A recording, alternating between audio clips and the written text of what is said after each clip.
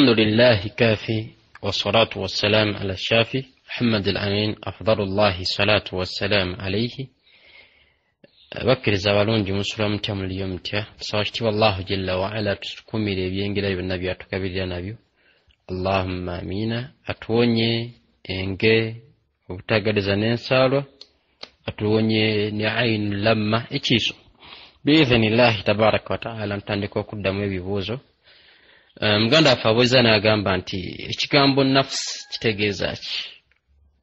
Nafsi kitegeeza omwoyo. Ate ogenda kuŋŋamba ate ruuhu kitegeeza ki? Nafsi ekitegeezebwamu ye muntu. Omuntu atambula yayitibwa nafsi. Nga waliwo wogamba nti gwe mwoyo oba mutuufu. Naye nga annafsi ye muntu. Kati bw'ofa ekikuvaamu ruuhu yeba ekuvuddemu. Bw'omala okufa erinnya lya nafsi likuvaako ne tuteekawo erinnya lya mayiti.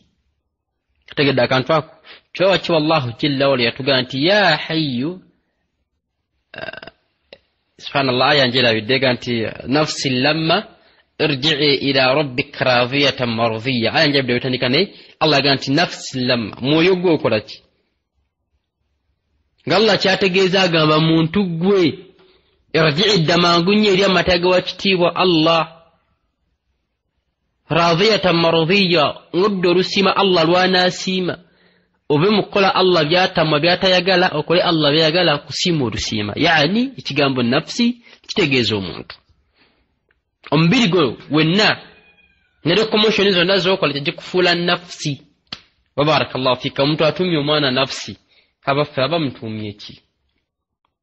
Mbaka yituwa ezimu ku nkola kwe kubeera nga tasumu totuuma tuyite batuyite amannya agayina amakulu amalungi. Kigambo nafsi wewe onakiyita omwana tajja kigaana naye tekiwa makulu malungi. Tutuula bantu bakiriko sahaba bagwe yatuumibwa oba tekirina na kisa yonna ekiriko nti nnungi kuba kitegeeza omuntu.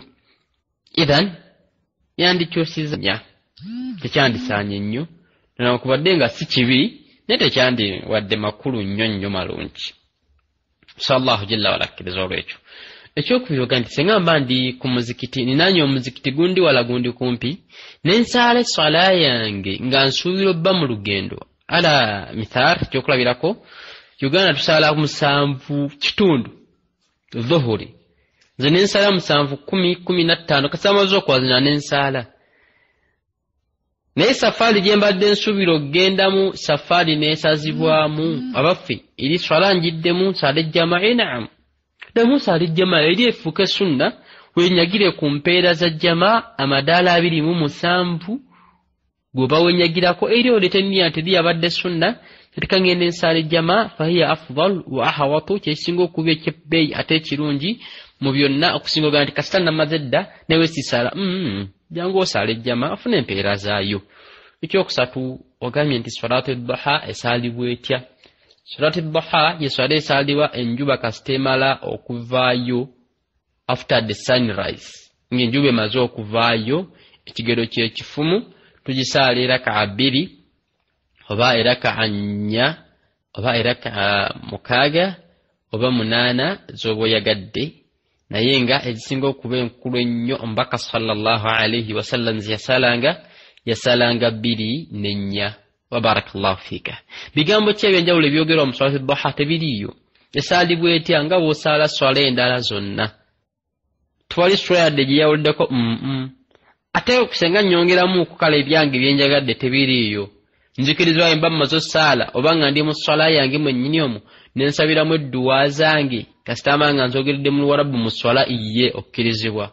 Ate senga manyagadde soma za Luganda male swala osome ez'Oluganda ng'omaze swala. Teyina njawulo ku swala endala zonna. Wa barakallahu fika jazakallahu khayra. Niya yekyuka ku salati duha n'ogandika kati nsala duha kati nsala kino hayakumullah jami'a wallahu ta'ala a'la wa a'lam wa ilayhi thawab. Alhamdulillahi wassalatu wassalamu ala rasulillah. Mboza ku bulungi obuli mu kusalira omwana akiika taslimatullahu takiika kuba mwana kumusabira wa kitiibwa Allah muwangaaza na mirembe mumbeera ey'emirembe ng'ebeera mwana wattu sadaqatun lahu kuba okusaddaakira kw'omwana oyo wa shukru lillahi nakwebaza wa kitiibwa Allah olw'ekyengera ky'omwana. Bangi banoonyeza abaana ne bababula, bangi bazadde abaana ne bafuukira ekizibu. Buli omusalira akeeka obeera yani otaddewo olujegere olw'okusaba wa kitiibwa Allahu jalla waala akulongooseza omwana ono mu mbeera ze n'okumwebaza n'okuba ng'omwana abeera wa mirembe eri ggwe n'eri society yonna n'eggwanga. byebyo byegasa omwana nga gwe ofunamu empeera zaakyo, omwana afuna ebirungi ebigenda okuvaamu ng'akuze mu buwangaazi bwe ne mu kubeerawo kwe mu mbeera zonna. Abaffe ku mabbanga ki ekya sunna nti omubaka sallallahu alayhi wasallam yetugamba akiika esalibwa ng'omwana wa nnaku 7 ya wiiki, senga ekulema mu nnaku 7 era ekya sunna akiika omwana okujja omusalira nga wa nnaku 14, singa ekulema mu nnaku 14 era ekya sunna yakiika omwana ojja omusalira mu nnaku 21, senga ekulema mu nnaku 21 akiika omwana okujja omusalira wonna woofunidde obusobozi. Tekiriiko nti awezezza bbanga ki era osigala okyakkirizibwa ojja omusalira ekitaliiko bujulizi. Kwegamba nti nze bazadde bange tebansalira akiika kanjeesalire, nedda akiika bazadde balina ogisala nga bagisalira omwana waabwe, so si mwana gyesalira nga omwana, kubanga abasahaba ridwanullahi alaihim bangi tebasalirwa akiika naye tebazeesalira, saate nga bandibadde basobola okubeera nga bazeesalira olw'obulungi bwayo. Ekoma ku bbanga ki teriikoko muli tumanyi mu sunna nti akiika lyekomako. والله تعالى أعلى وأعلم وإليه ثواب. نعم وعليكم السلام ورحمة الله وبركاته. الحمد لله والصلاة والسلام على رسول الله صلى الله عليه وسلم. كدوا في مو واصع أوزنا قامانتي الدوز سبيبوا نغتمازي صلاة الجمعة زري سنة أوبا ويزدي تزريو الدوز قامبا تزدي قصيوا كجمروكا لكوان زباير وازلابا بانجي ne mu swala endala nga tuzimaze olumala essala ng'ogenda olaba nga imaamu atandika Allahumma anta salam ng'abantu baddamu amin wa minka salam amin tabarakta ya thal jalal wal ikram amin agati Allahumma inna nas'aluka tuka amin wal ghina amin wal afafa amin nga imaamu asaba nga ne bakola ki bibamiinisa. Ekigambo ekyo kikolebwa naye nga mwana wattu si kituufu. Mbaka sallallahu alayhi wasallam hadithi evaku Thawbani radhiyallahu anhu arda ngatugandika nabi sallallahu alayhi wasallam mbaka sallallahu alayhi wasallam yakolanga atya ng'amaliriza esswala gandi kana idhan sata fi salatihi beyalinga amaliriza nga bbulukuka ng'ava concluding in his prayers kana yaqulu yagambanga Allahumma anta salam ay Allah yegmirembe wa minka salam tabarakta ya dha jalal wal ikram ewo Allah yeva emirembe eyasukuruma. Wakitibwa Rasul sallallahu alayhi wasallam ebigambo byabyogeranga ng'akyali mimbari ng'akyatunudde era ng'akyatudde nga waabadde mu ssala. Thumma ba'da dhalika fansarafa bwe yamalanga ebigambo ebyo n'akyuka nga mu kubyogera tejaddamu nti amiina. Ibn Abbas kyatugamba nti kyetwategeererangako nti esswala bakitaffe bagimaliriza kwe kuwuliranga amaloboozi agayitiŋŋana nga basoma ebigambo ebyo, si nti omu ng'asomala nga baddamu nti amiina. Buli omu ng'abyesomera lulwe. Aidhan edduwa ezisabibwa mwana wattu si ntuufu kubanga imaamu addaawo n'akisaba ffe ntumiinisa kigambo si kituufu. Fa innama basobola obbanga bayasaba bagamba nti tuba tusisinkanya abasiraamu ffenna nga tukoze omulimu omulungi gwonna tusobola osabirako edduwaayi zaffe nitusaba Allah jalla wa ala olw'okukuŋŋaana kwaffe, tusaba Allah ebyetaago byaffe abeere ng'abikkiriza. Naye ate kireke kubeera nga swala yakaggwa tukikole kale nga tumaze okuwangalawo akaseera esswala ewedde abasaatikazi ebazireese tubeera nga tuwanika emikono nga tumaliriza okuswala yaffe ng'ewedde n'ebyetwogeddemu nga lunaku lwa jjuma miitingi yaffe tufuneko edduwa eyawamu tekiina mbuzibwawo, naye tunakifuula nga buli swala ng'ewedde buli swala tujja batuleesa ekintu ekitali mu ddiini okukifuula ekyeddiini. Wallahu ta'ala a'la wa a'lam wa ilayhi thawaab. نعم وعليكم السلام ورحمة الله وبركاته الحمد لله والصلاة والسلام على رسول الله صلى الله عليه وسلم kada fananimira abuza n'agamba nti omuntu akuba ebifaananyi n'amala n'ayipositinga alamulwa atya aba akoze ezambi era nga tawa kitiibwa Allahu jalla wa ala atutaase okubeera mu bakola amazambi ntugolesa ebifaananyi ng'ebifaananyi biri haramu hadithi weeri nkulu mbaka jagamba nti inna ashadda al-adhaba yawm al-qiyama al-musawwiruna abantu Allah bagenda okusinga okubonereza kunaku lw'enkomerero bebekuba ebifaananyi ababikuba n'abakuba idhan oliwo aba akyekubye ate n'abeera nga kizaalasa bila haja otuli bwetaavu bwonna watali nsonga lwaki okyekuba watali nsonga lwaki okimba mwana wattu obeera okoze ensobi nnene era tukuyita musiraamu omukendeevu oba omusiraamu omwononefu ku lwaki kulwensonga nti ogudde mu zambi tekikuggyako obusiraamu bwo naye tuseera nga tukujjukiza nga tugamba nti tubu ila Allahi wenenyeze wa kitiibwa Allah ng'osaba wa kitiibwa Allahu jalla wa ala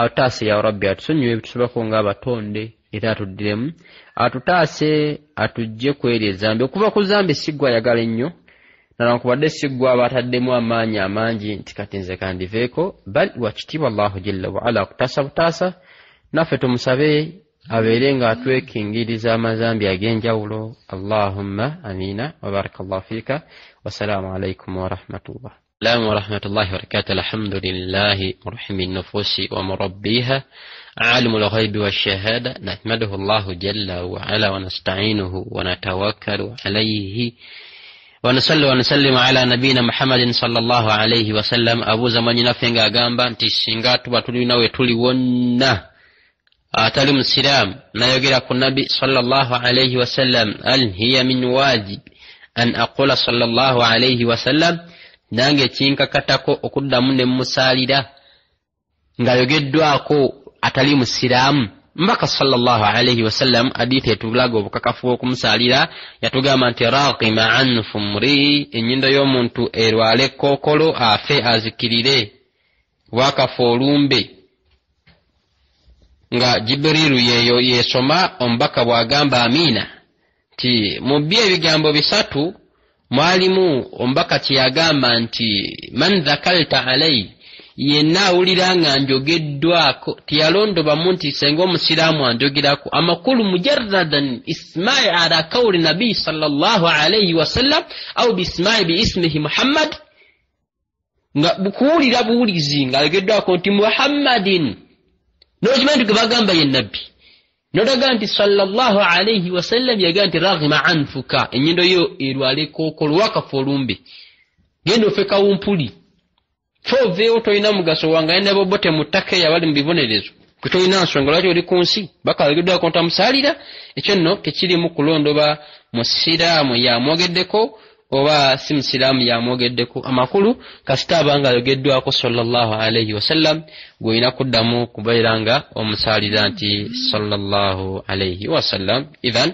kiba kyateeka gye tuli okuba nga tumusalira mu mbeera yayo nakawe musamize nga yamwogeddeko kabaani wakitiibwa Allahu jalla wa ala talina bayogera ku linnya Muhammad n'alibekaawo teri Allah katonda ffe naawe nyini nsi n'ebirimu tiyogeranga ku linnya lye n'alibekaawo okujjako karranahu yabeeranga alirinaanisa n'obubaka okitegedde nti Muhammad rasulullah walladhina amanu ma'ahu nagati wama kana Muhammad tabaako Muhammad aba ahadi min rijalikum tabaako Muhammad kitaawe wammwe mwenna illa Allah n'agamba okujjako rasul buli yamwogerako ng'ayita ekino buli yamwogerako ng'amutenda buli yamwogerako ng'amutenda n'ekitendo ky'obubaka ithan naffe buli wayogerwako tulina kumusaalira sallallahu alayhi wasallam nga Allah wamugaa nti warafa'na laka dhikraka twakusukkulumya mu kwogerwako sallallahu alayhi wasallam. Wabarakallahu fik wallahu ta'ala a'la wa a'lam wa ilayhi tawa. Na'am wa alaykum salam wa rahmatullahi wa barakatuh. Alhamdulillah wassalatu wassalamu ala rasulillah. Sheikh Abu Zakwa yaga nti wa'af 'anna waghfir lana warhamna anta maulana fansuruna ala alqawmi alkafirin. Awuliranga abantu abeera bali mu dduwa bali mu dduwa zaabwe ayo neesoma bonna ne badda mu lumu wa'af 'anna waghfir lana warhamna. Eddu eswa kutegeeza ki wa'af 'anna aywa kitiibwa Allah tuddiremu waghfir lana era wakitiibwa Allah otusonyiwe warhamna era wakitiibwa Allah otusaasire anta maulana yeggwe nnyini ffe yeggwe mulabirizi waffe mubeera mu mbeera zaffe fansuruna ala alqawmi alkafirin ala alqawmi adh-dhalimin wakitiibwa Allah tutaase mu mbeera n'ebibinja by'abalyazaamaanya by'abonoonyi tutaase okuba nga tubafaanana bakafiri bonna bawakanyi bonna balyazaamaanya bonna bawakanyi bonna Allah bitutaase. Esangibwawa mu suratu Bakara aya esemberayo ddala. Suratu Bakara aya esemberayo ddala muli edduwa eyo wa'fu anna waghfir lana warhamna anta maulana fansuruna ala alqawmi adh-dhalimin ala alqawmi alkafirin. Mujjo gisanga آية أيو وبارك الله فيك وجزاك الله خير. السلام ورحمة الله وبركاته. الحمد لله والصلاة والسلام على رسول الله صلى الله عليه وسلم. سنغو wadو semu swala satu weyagala ziga tokola otya tugeze obuse thuhuli asiri magharibi oba asiri magharibi ne isha ng'oyina ekikulemeseza imma wazirise nodde engulu imma weebase nodde engulu imma wazeerabidde n'ozijjukira kuyisha okola otya ozisaala nga bwe zisaalibwa era ddawali eri n'ofunawo zibulungi nnyo n'oyikima esswala n'osaala asirira akannya bw'omala n'odda wali n'osaala magharibi lakassatu bw'omala n'odda wali n'osaala isha lakannya atwali kikuzukusa twawo tozisalako kyandoze ntiwadooga nti oba ozisalanga sunna nga kyotegeeza mbu ozisalako awo tosalako ozisaala nnamba era bitartiban ng'ozerira santi magharibi yabadde yinosooka isha neddako dhuhuri yabadde yinosooka dhuhu asri neddako magharibi neddako isha bw'otyo ng'ozisaala mu bulamba bwazo nga tozikendeezezaako yadde. Wabarakallahu fik wajazakillahu khayra wassalamu alaykum warahmatullah. Lillahi kafi wassalatu wassalamu ala shafi Muhammad al-Amin afdalullahi salatu wassalamu alayhim. Gadda wafabuuza agamba nti tukkirizibwa bwe tuba nga tuba ku rukuu okuddamu nti shukran ya rabbi nkiwuliddeko ku bantu bangi nga bakikozesa kasita imamu agamba nti sami Allahu liman hamida bo nga baddamu nti shukran ya rabbi. Kigambo ekyo mwana wattu si kituufu kyekikozesebwawo. Bwe tulamu kitabe kiyitibwa kaifiyatu salatu nabi mbaka watugambira nti sallu kama ra'aytumuni usalli musaale nga bwe mulabye nsaala wali nti sami Allahu liman hamida waliwo nti rabbana lakal hamdu hamdan kathira tayyiban baraka fih ng'edduwa gyesoma. Shukran ya rabbi tekiinaawo yadde kakwate yadde kalandira yadde ekiyinza okuba nga kyetippa oli aba akyogedde aba ali ku malala ge aba ali ku bibye tekiriiyo era tekyogerwangako nti kiwolekeko ku basahaba oba ku battabi'i oba ithan tekiriiyo aba ali mu swala ye ng'alizannyiramu. So wakiba Allahu jalla wa ala atuwe hidaya era tunojjukolerako. Wabarakallahu fikum wajazakumullahu khayra wallahu ta'ala a'la wa a'lam wa ilayhi thawa. Wassalatu wassalamu ala rasulillahi sallallahu alayhi wasallam. Senga oba ogenda gatta esswala bbiri olw'olugendo lw'okutambula nga tonnabeera mu lugendo naye ng'oli wakati w'okuba ng'oteekateeka kutambula wakati mu kugatta esswala togisalako. Esswala ogisaala nga nnamba tugatta ddi ng'esswala ekusanze oli mu lugendo. Bw'oba oli mu lugendo awo nno omwana wattu ogigatta naye oba toli mu lugendo tonnaba natandika bba mu lugendo wabula lwakuba nti oteekateeka yingira lugendo nedda awo toba kyogattisa swala. Kebeera esswala ki keeba esswala ki fa amma bw'obeera ng'omaze oyingira mu lugendo ng'oli mu lugendo lwennyini nyini swala netuukiramu awo nno ogigatta era n'obeera nga ogisalako wa barakallahu fiik. Naam, alhamdulillahi wassalatu wassalamu ala rasulillahi sallallahu alayhi wasallam. Kadda faabuzaga nti okusiiba olw'emmande n'olwokuna bya sunna. Abaffe senga nsiibako olw'emmande nesisiiba lwakuna oba nensiiba olwokuna nesisiiba lwa mmande oba nensalawo naye nga nti nja siibanga mmande yokka olwokuna lwange lutuuka oba nedda oba nensalawo nti nja siibangako lumu. Abaffe kiri kitya bi'awnihi tabaraka wa ta'ala kyonna tekiina ngeri lw'oyagadde okusiiba lw'oba osiiba kubanga kyo kyennyini ekisiibibwa kya sunna nti olw'emmande lwa sunna olwokuna lwa sunna lw'oba osiibye lwonna wabillahi tawfiiqi ofuna empeera zaalwo mu bujjuvu ddala lw'otasiibye terukuvunaanwako kubanga towalusiibye ate lusigala nga lwa sunna amakulu lwakyeyagalire tofuna musango tofuna kingololese kuba si lwatteeka. Wabarakallahu fiik jazakallahu khayr. Alhamdulillahi wassalatu wassalamu ala rasulillah.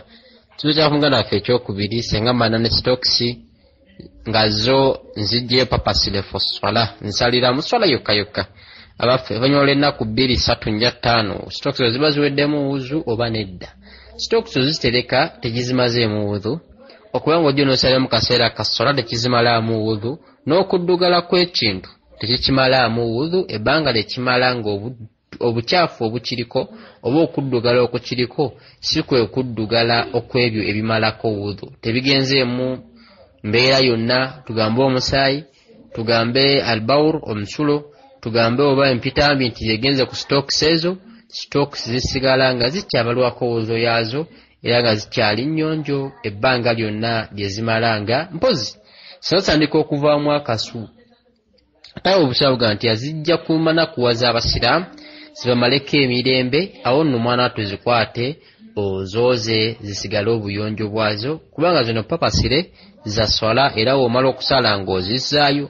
Lwaki oziteekawo n'ogaa nti zino papasire za swala oleke kubanga onakuwaza abantu kuba toliko nkushuwa nti zino z'oyambadde mwana wattu zinaasigala nga zikyali ayinza obanga omuntu alinamu embeera y'okuwunya ebigere nga wayambala bw'ati engatto kasita bituuyanako ebigere nga biwunya olw'obulwadde imakabotongo oba n'ogaa nti kakati kafuna sitokisi zange zino nzikuuma nga nnyonjo emala okufuna wozo bulungi nnyo nga nzira wali ebbali ng'ebigere mbisiimula nga bikala bulungi nnyo nga nyambala zino nga ngenda nsaala nga mu butuufu n'anaaba akulinaanidde tajja funa kunakuwalizibwa olw'akasu akanava mu bigere ebyo tekina mbuzibu wadde era kisigala nga kisinga okuba okulungi ekirungi okuba ng'owonyeza abaddu okuba nakuwaza. Wa barakallahu fiik. Nga ku gyenkolera nina akaseera ke bankimiramu naye nga akaseera ke bankimirako ako kaseera ka swala dereva agenda otuuka tukima ng'ekituufu eswala eyaziiniddwa magharibi eyingiddewo yaziiniddwa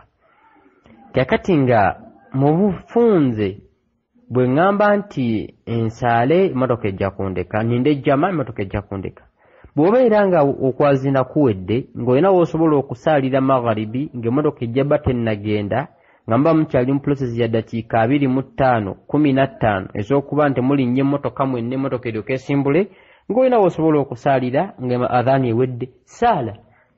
Bwe kiba nti gye mugenda eri accommodation yammwe mujja tuuka nga eswala ekyaliko osobola okugamba nti kaŋŋende n'asaalira ku accommodation ate era bwe kiba nti mujja tuuka nga eswala eweddeko mwana wattu osobola osaalira mu mmotoka olwaki olw'ensonga nti eswala yabadde etuuse wakati mu kutuuka naye kaseera k'okunnyuka nga senga ogayaala emmotoka n'ekuleka oba tolina bugezi bwa kunnyuka linnya emmotoka teweekaluubiriza linnya emmotoka saalira mu mmotoka senga obanga akaseera k'onaatuukiramu swala gyabba eweddeko byesinga obudde obutono ate era nga ebiseera ebisinga okuba eby'abakozi okunnyukiramu ithan beera ng'osaala mu mbeera bw'etyo osaalire mu mmotoka senga onaaba nga onaasobola ogisanga ewaka gisaalire ewaka oba saalira awo wonna woolaba nga mwana wattu ojja bba osobola osaalirawo obusiraamu bukuta tebukusiba nti olina linda jjama oba emmotoka ekuleke nedda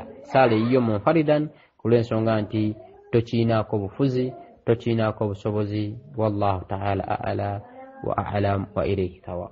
أنا فاقمانتي in case نسد الصلاة nemba ko ne kinneerabira mu swala yange nga mbuli ngeri yonna nina okuleeta sujudu saha. Sujudu saha nayo yennyini nengyerabira nga mmaliriza esswala. Abaffe nkola ntya? Ogyerabidde. Oledde okwerabira okwo kwennyini kwe weerabidde era kwe kwerabira kwe weerabidde wali woogijjukirira gireete. Woogijjukirira kola sujudu saha weeyo ku lwaki? Kulw'ensonga nti weerabira mu swala ne sujudu saha n'ogyerabira. Engeri ki nti okwerabira tekulina ddagala ate ng'okwerabira wa kitiibwa Allah yakugerera omuddu we, idhan woogijjukirira gireete. Senga mpisa ebbanga esswala yange ebeera teyatuuka, esswala yeeba ntuufu. Eno sujudu saha kireetesa kwongera kulongoosa mu swala.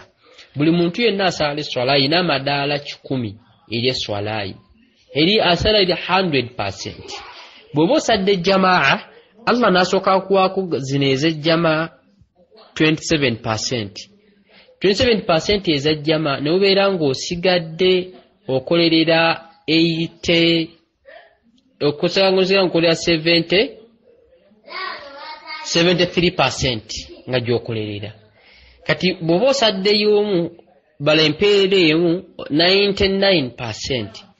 Zeezo Allah zaatoolako obulongoofu bw'esswala yo girongoozza kyenkana ki ezitoyo etya tuwafuna tuyimirira mu swala nga yajjama ne wabaawo ng'avuddewo awezezza 10, ne wabaawo awezezza 5, wabaawo akumye ku 27. Ng'esswala gye yasadde tafunye mu mpeera yadde ne Allah n'amuwa empeera z'esswala olwa jamaa. Idhan swala yo eba esigala ntuufu maaso ga wa kitiibwa Allah, naye empeera zaayo ze ziba zitenkanyenkanye kwongerako paka otuka ku maxi wa kitiibwa Allah jalla wala. Fenna tuwa mu mbeera ez'enjawulo ate era fenna ajja tusimirayo mu mbeera ez'enjawulo. Idhan okubeera nga sujudu saha otogireese mwana wattu ogyerabidde ate omwana ogyerabira esswala esigala ntuufu. Lwaki ogamba nti gireete woogijjukiridde? Wa kitiibwa Allah yabeera akwerabizza era yaaba akujjukiza akaseera ako. Wa kitiibwa Allah alimul hakim, mumanyi nnyo kakensa mu kumanya kwe ate era watuuka mu by'okulamula yasukkuluma Allahu jalla wa ala. Wa barakallahu fiika wa jazakallahu khayra wallahu ta'ala a'la وأعلم وإليه ثواب. الله والصلاة والسلام على رسول الله صلى الله عليه وسلم.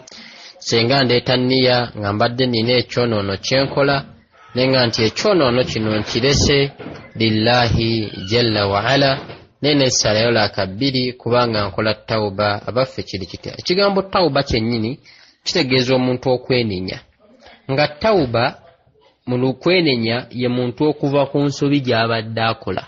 Ebbanga ly'omala ng'ezambi eryo livuddeko n'olireka lilla, eyo gye bayita tawuba supa. Tawuba supa ye muntu okuleka ekintu kyabadde ng'akola nga maadhalika akiinako obusobozi oba oli ne yenenya ezambi n'alivaako n'alyesonyiwa n'agamba ekyo nakimala sikiddira. Eyo ye tawuba. Kuno okusala kweraaka bbiri byonna kwongereza kufuna mpeera mu tawuba yo. Naye ng'omuntu ogamba mbu abange nali mubbi obubbi nabunnyuka, nali mulimba obulimba nabunnyuka, nali kino ekyo nakinnyuka sikyakiddira, eyo nno yeyitibwa tawubatun nasuha. Tawuba yasikyaddamu ekyo nakisangulawo ekyo sirikiddira, ye tawuba. Okubeera ng'otamu ezambi byonna kwongerereza ku tawuba yo. Okusala eraaka bbiri, okusaddaaka ng'osaba Allah akusonyiweza embiri wakola, byonna ebyo kwongereza kufuna mpeera mu kwenenyaako kwe weenenya. Naye ng'ekiyitibwa tawuba supa kwe kuddawo n'ofumiitiriza ku zambi lyo n'ogamba sikyaliddira. Wabillahi tawfiiki wallahu ta'ala a'la wa a'lam wa ilayhi thawabu wa barakallahu fiikum. Alaykum salaam wa rahmatullahi wa barakatuh. Bismillah, alhamdulillahi wa salatu wa salam ala rasulillahi sallallahu alayhi wa sallam. Nina faga nti yasomako nga baga nti omukazi tayaziina akima bukimi swala n'asaala. N'asomako ewalala nga bagamba nti omukazi tayaziina takima swala atandika butandisi kusaala. Abaffe ekituufu kyekiriwa wabillahi tawfiiqi. Omukyala akkirizibwa okwaziina, omukyala akkirizibwa okukima swala, omukyala alina osaala. Byonna bisatu abikola. Lwakuba nti okwaziina kw'omukyala mwana attu eddoboozi liba limala ye. Tetuyinza gamba nti wali abasajja mukyala yaziina awulikike. senga abeera nga ali mbakyala banne awo nayaziina nabo ne bawulira bw'abeera nga ali awali abasajja ng'omukyala ayaziina mu ddoboozi erimumala ery'empolampola nti Allahu akbar Allahu akbar Allahu akbar Allahu akbar ashhadu an la ilaha illa Allah ashhadu an la ilaha illa Allah bw'atyo ne wabeera nga ali mbakyala banne akutuka nti Allahu akbar Allahu akbar nabo ne bawulira nti yakoze eti hadithi eriwa mbaka sallallahu alaihi wasallam yagamba sahaba we ti araka tuhibbu albadiya nkulaba oyagala nnyo ekyalo naye wobeera mu kyalo kyammwe wahana waqti sola neetuuka fa'adhin binnaas yaziina eri abantu warfa' bi sawtak obeere ng'osituyako n'eddoboozi singa omukyala aba ali mbakyala banne asitula eddoboozi erimala bakyala banne naye si ku muzindaalo ethan bwe kityo era n'okukima eswala gikime senga aba ali ng'ali yekka ayaziine mu ddoboozi erimala ekyoga nti etayaziina takima swala asala busaazi kyose kiwulira kati era nga mwana wattu nedda bayagala kulaga nti eddoboozi ly'omukyala lina balikakkamu mu mbeera zonna wabarakallahu fikum wajazakumullahu khayra wallahu taala ala wa a'lam wa ilayhi tawab. Alaykum salam wa rahmatullahi wa barakatuh. Alhamdulillahi wassalatu wassalamu ala rasulillahi sallallahu alayhi wa sallam. Abuuza naaga omanyina ffe nti nsaba kummalirayo edduwa ega nti hasbiya Allahu wa ni'mal wakil bagisoma batya? Bagisoma nti hasbiya Allahu wa ni'mal wakil oba bagisoma ddi? Ogisoma wakati w'okuba ng'oli mbalabe bo olinawo weeraliikiridde olinawo ofunye obuzibu noga nti hasbiya Allahu wakitiibwa Allahu jalla waala yammalira wa ni'mal wakil era ku byengerera wakitiibwa Allah kwenywerera oba kwensibidde akawuzi kange amakulu byonna ebiriwo ebijja ebikutuukako na byonna hasbiya Allahu wakitiibwa Allah kwenywereddeko wa ni'mal wakil era mu bumpimpi ye mu butuufu w'okuba nga imala wedduwa eyo tugiraba ku bantu abattibwa abayita bashabul uqudud ababeera nga oba ashabul buruj Allah batanyumizaako be basima ekinnya ne babasuulamu nga tebalina wama naqamu illa liyuminu billahi al-aziz al-hamid tebalina kibavunaanwa okujjako okuba nga kubakkiriza wa kitiibwa Allah nga omuvubuka yaliko al-Ghuramu oyo yatwalibwa okuyiga eddogo gye yasomanga ku bintu byonna ebyo gabamba kabaka beyagala omutuusaako omwali okumussa amazzi ku lusozi byonna nga nti hasbiya Allahu wa ni'mal wakil wakitiibwa Allahu jalla waala namuwonya olina abalabe bo gyoba okozesa nti hasbiya Allahu wa ni'mal wakil. Ekyokubiri ogambye bwe tuba tuyingira mu toilet tusoosa mugulu ki kono nisoma dduwa ki nuzaye dduwa ogimanyi bwe tuba tufuluma mu toilet tufulumya mugulu ki kono tusoma dduwa ki ndowooza yo ogimanyi. Masjidi tusoosa mugulu ki ddyo netusoma dduwa ki ogimanyi. Tufuluma masjidi tufulumya mugulu ki kono dduwa ki ogimanyi. Wabarakallahu fik wa jazakillahu khayra wassalamu alaykum wa rahmatullah. Naam wa alaykum salam wa rahmatullah. Eswala zonna ziriko sunna iye okuva ku subuhi paka kuyisha iye nga mulimu sunna ezibeera nga zisaalibwa kaburiya ne baadiya. Mulimu eswala ng'erina sunna nga tonnagisaala ne bawo n'eswala nga zirina sunna nga omaze okuzisaala ne babawo eswala ng'erina sunna nga tonnagisaala yokka nga terina sunna ng'omaze ogisaala ne bawo n'eswala nga zirina sunna ng'omaze ozisaala wokka nga tewali sunna nga tonnagisaala nga swala ki swalaatu subuhi erina sunna nga tonnagisaala bw'omaze ogisaala terinawo sunna. Ate dhuhuri ne asiri zirina sunna nga tonnazisaala ate zirina sunna ng'omaze ozisaala. Magharibi erina sunna nga tonnagisaala erina sunna ng'omaze ogisaala. Salaatul isha erina sunna ng'omaze ogisaala terina sunna nga tonnagisaala. Wa barakallahu fik wa jazakallahu khayra wassalamu alaykum wa rahmatullah. Asiri eri abagamba mpalina sunna ng'omaze ogisaala naye hadithi weeziri eziva ku mama Aisha eziraga obukakafu bwakyo ng'omubaka sallallahu alayhi wa sallam yazisaalanga. Wa barakallahu fikum wa jazakumullahu khayra wallahu ta'ala a'la wa a'lam wa ilayhi thawab. Wa rahmatullahi wa barakatuh. Wakati w'okusoma edduwa ez'okwekingiriza ziyitibwa ez'okumakya n'akawungeezi. Kumakya kwe kumala kwa subuhi paka. Akawungeezi kubeera kumala kwa asri ke kawungeezi. Bwe tunuulira magharibi bwe oyingidde mu lunaku olulala era olunaku luba luweddeko tekaba kawungeezi kiba kiro. Ethan anasoma omutuufu ye mulungi w'okusoma okuva ku asiri paka kale senga oba weerabidde n'otwaliramu ne magharibi teoba tekiba na buzibu. Naye ogamba nti mala sala magharibi munnange nedda akawungeezi kaba luvannyuma lwa asiri okweyongera waggulu. Era asiri kiyitibwa kawungeezi, kitegedde wala nti dhuhuri kiyitibwa okuvaayo okwenjuba obeera mu makkati nebeera nga yadhharu alaina walmaghribi yughrabu bihi shamsu, ate maghribi enjuba webeera ng'egudde ddala. Ethan aba asomye ku asiri yaba asinga okuba omutuufu. Naye oba weerabidde oba nga byekoyiseeko ne ku maghribi osobola. wa barakallahu fika wallahu ta'ala a'lam wa ilayhi thawab. Wa alaykum salam wa rahmatullahi wa barakatuh. Agamba nti adharat tuzusomere ku asiri ku maghribi, yani kyategezamu qul huwa allah ahad qul a'udhu bi rabbin nas qul a'udhu bi rabbil falak emirundi esatu tubisomere wakati wa asiri ne maghribi.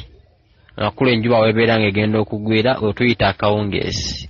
Senga oba tosobodde bisome ku maghribi ng'ewedde. Ate era basomye ku buli swala fahuwa ahsanun laka, kyekisinga okuba ekirungi gy'oli. Bw'oba tosobole maghribi wegwa oba osomera, oba asiri ng'ewedde oba osomera ekimu ku bibiri ky'oba okoze, oba osigadde okoze kituufu ddala era ng'okoze kirina okukolebwa nga omubaka sallallahu alayhi wasallam bwe yakikolanga, kuba tusigala tuzibala nti ezimu ku adhikaari ezikolebwa akawungeezi. Wa alaykum salam wa rahmatullahi wa barakatuh. Alhamdulillahi wassalatu wassalamu ala rasulillah. Tuwulira nga boogera ku mpagi z'eswala. Empagi z'eswala ze ziriwa?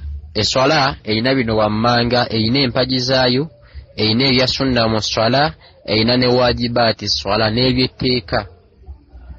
Empagi emu okuba takbir oga nti Allahu akbar, eyo mpagi ya swala. Sunna okuwanika emikono, botogiwanise swala yeba ntuufu, naye okugyongera mu supu wanika emikono.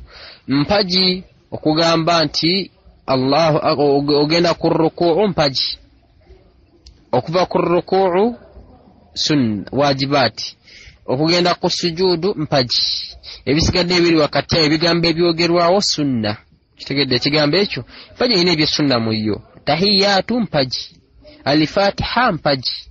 Kitegedde byemu ku byempagi by'omuswala, naye nga mu bumpimpi ku mbeera yaffe yonna eswala gisale nga yebaji kusoma todda okudirondobamu nga kino kya sunna nabyo sikikola, kyone bwe nkikola kyone sikikola, biveeko menyekera bwerere byonna bye bimu.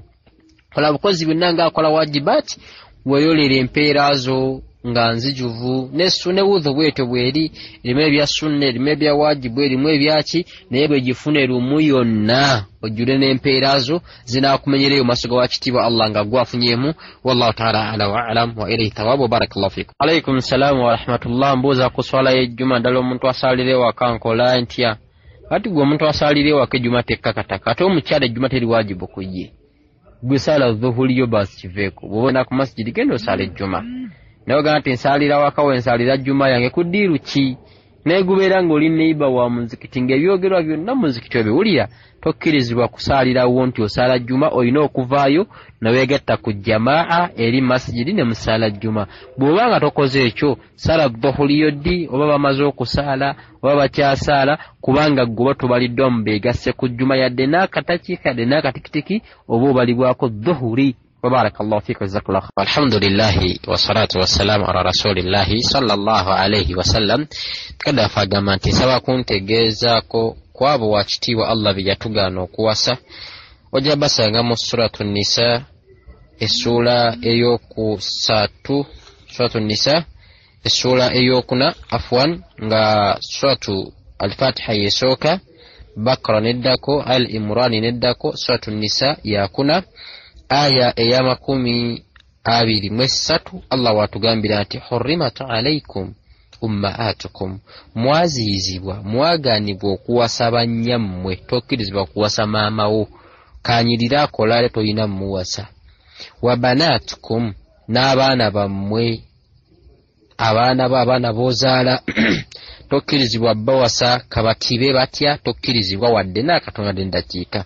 Wa akhawatukum n'ab'eŋŋanda zammwe ba brothers and sisters tokkirizibwa bawasa sister oba brother wo kati batya tokkirizibwa. Naga nti wa ammatukum ne basenga bammwe temukkirizibwa bawasa.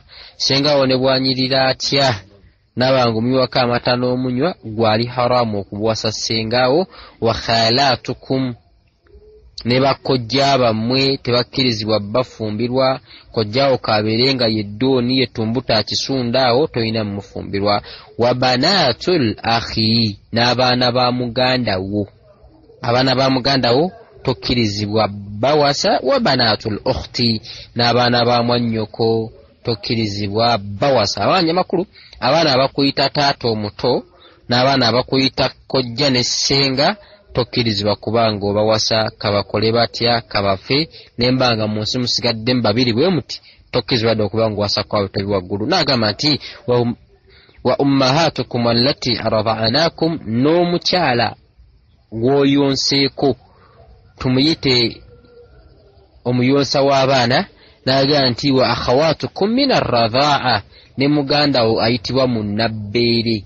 Imma nga yonsa buyonsa abaana gwe mulimu gwe ali awo ye omulimu gwe kuyonsa abaana apangisibwa aga nti abaana abato mubatwala oli abayonsa kati bonna be muyookedde nabo abayonka ku mukyalo oyo igwe oba tokkirizibwa bawasa abaana be be muyonse nabo bazadde bayonse nabo bonna basenga be baba bali haramu gy'oli. Ng'omubaka sallallahu alayhi wasallam yalina oluganda ku Abu Sufiyani ku lwaki yagamba nti fahuwa akhu madha'a. Oyo Abu Sufiyani kitange muganda wange twayonka kwani ku mukyalo omu Alimatu Saadi bonna gye babeeranga bayonka nekibafula abooluganda. N'agamba nti wa hummaatu nisaikum ne maama wa mukyalawo nazaalawo kakola atya kayezirigombe kanyirire katibe tokkirizibwa kumuwasa.